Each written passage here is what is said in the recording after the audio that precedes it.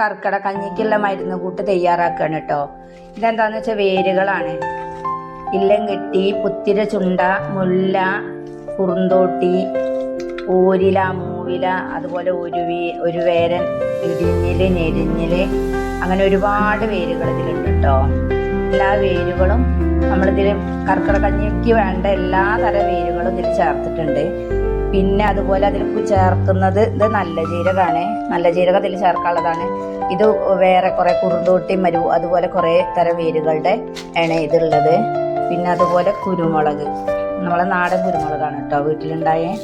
പിന്നെ അതുപോലെ അയമോദകം ഇതൊക്കെ കഴുകി കവറിലാക്കിയതാണ്.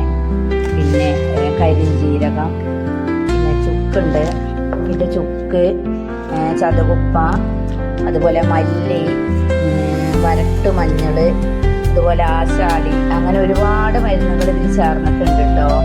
ഇതെല്ലാം കൂടിയാണ് നമ്മൾ കർക്കിടക കഞ്ഞി മരുന്ന് കൂട്ട് ഉണ്ടാക്കുന്നത്.